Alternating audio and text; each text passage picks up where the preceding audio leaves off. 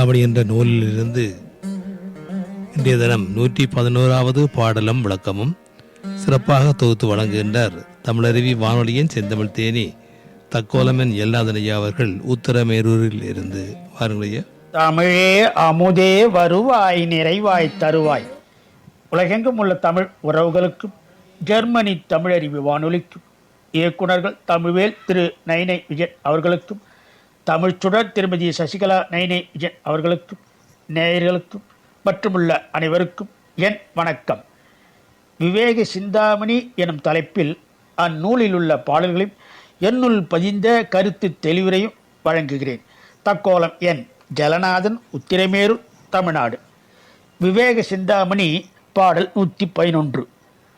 அடக்கம் வெற்றியை அளிக்கும்.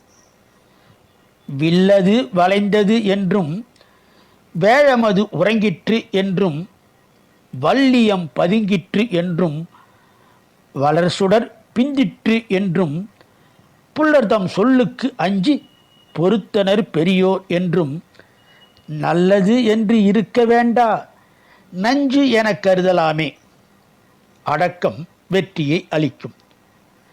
வில்லது வளைந்ததென்றும் வில்லது வளைந்ததென்றும் வேழமது உறங்கிற்று என்றும் வள்ளியம் பதுங்கிற்று என்றும் வளர்கடா பிந்திற்று என்றும் புல்லர்தம் சொல்லுக்கு அஞ்சி பொறுத்தனர் பெரியோர் என்றும் நல்லது என்று இருக்க வேண்டா நஞ்சு எனக் கருதலாமே.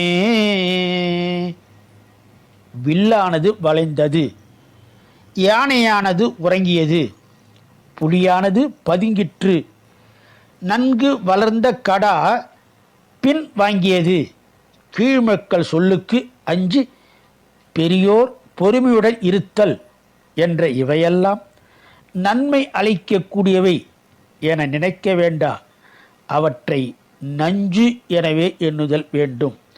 மீண்டும் பாடலை பார்ப்போம். அடக்கம் வெற்றியை அளிக்கும்.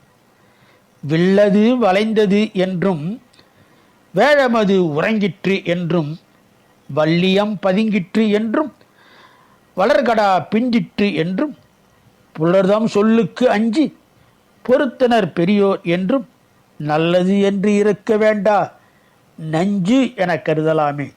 இத்துடன் இன்று நிறைவு செய்து தொடர்ந்து வரும் நாட்களில் விவேக சிந்தாமணி உள்ள பாடலையும் என்னுள் பதிந்த கருத்து தெளிவுரையும் பார்ப்போம்.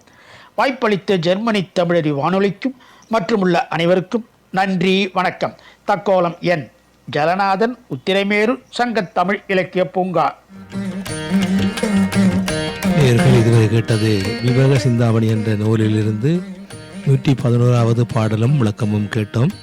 சிறப்பாக தொகுத்து வழங்கியவர் தமிழருவி வானொலியின் செந்தமிழ் தேனி தக்கோலம் என் ஜலநாதனையா அவர்கள் உத்தரமேரூரிலிருந்து. நன்றிகளையே மீண்டும் இணைவோம். நன்றி, வணக்கம்.